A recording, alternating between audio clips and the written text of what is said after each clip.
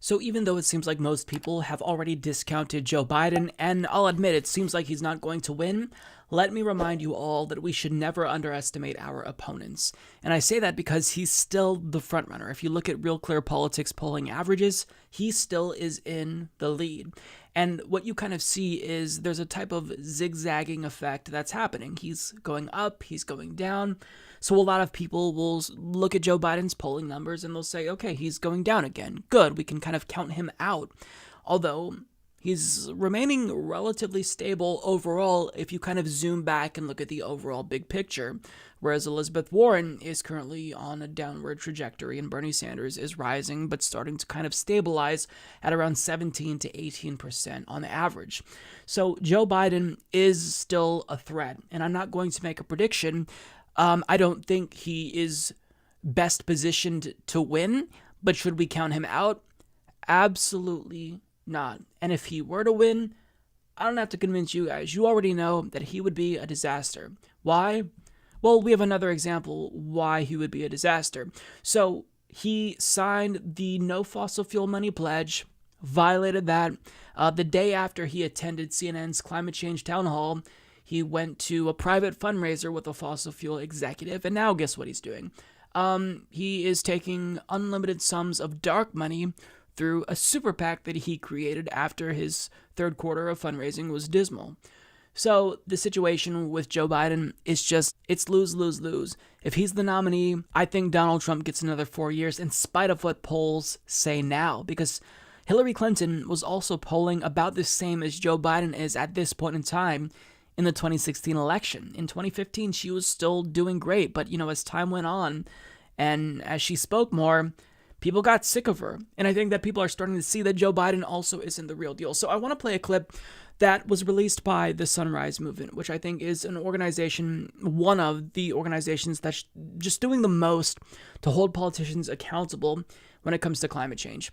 So they asked him, why should we trust you if you are now taking super PAC money? Why should we believe that you're taking the issue of climate change seriously if we're not going to be able to trace the dark money you're taking? His response here is just, I don't even know how to explain it. Just watch. From Sunrise, and I'm terrified for our future. Since you prefer to now taking super PAC money, how can we trust that you're not fighting for the people profiting off climate change? Look at my record, child. Look at my record. Is you fight to go into the Iraq war and No, that's not right. The arrogance is just off the charts. Look at my record, child. He called that person who asked him a very legitimate question a child. Wow.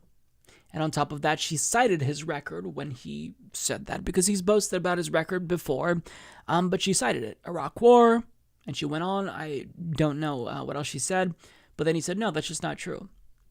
Like, Joe Biden is slowly but surely transforming into Donald Trump. He comes up with these bold, grand Trumpian lies. He denies reality. I mean, we should just all collectively see, as those participating in the Democratic Party primary, what a disaster Joe Biden would be. But nonetheless, he sits at the top of the race. He's still in first place.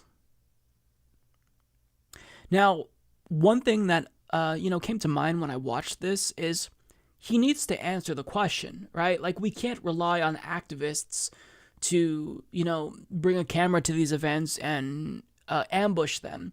We actually need a media who's going to do its job and hold these politicians' feet to the fire.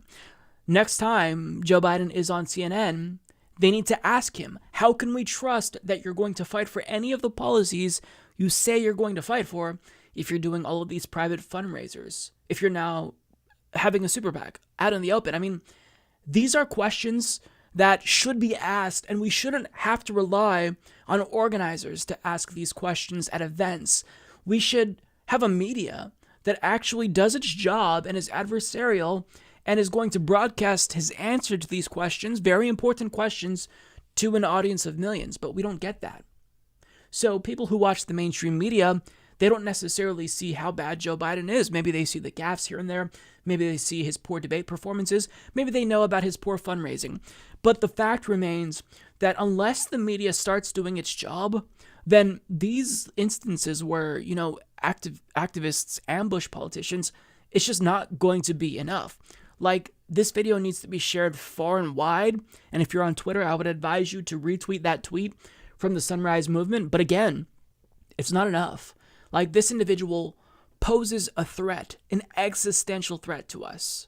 Because if he's the nominee, Donald Trump gets another 4 years, most likely, in spite of what polls say now. Now, you can argue with me and say that the polls are more important than my opinion.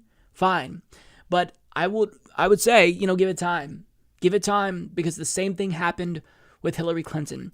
And this election isn't just about Donald Trump, right? This is about the judiciary. Donald Trump has appointed so many federal judges that now about 1 in 4 federal judges are Donald Trump appointees.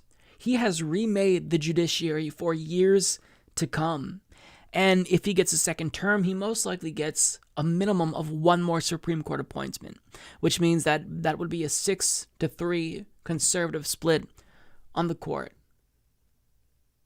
So we have to understand that we're fucking playing with fire if we nominate Joe Biden. And look, I don't think he's going to win, but I'm not going to count him out. I'm not going to underestimate my opponent, because he's still polling at number 1. There are still enough centrists and older people voting in the Democratic Party primary to where he could be propelled to victory in the same way that Hillary Clinton was.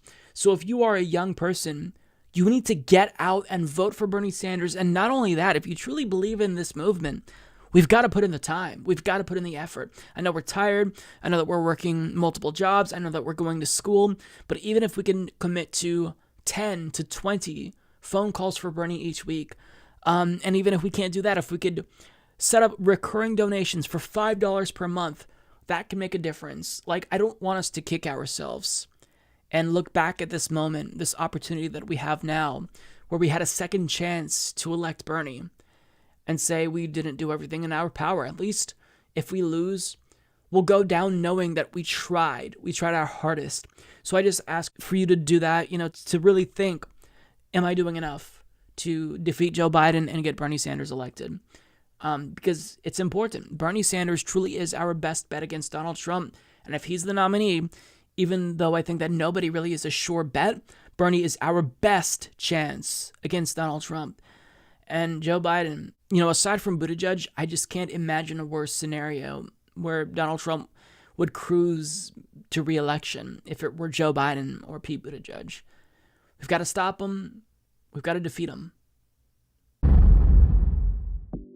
The Humanist Report is fake news. Mike only cares about Crazy Bernie and his wacky socialist ideas. Sad, very sad. I'm unsubscribing.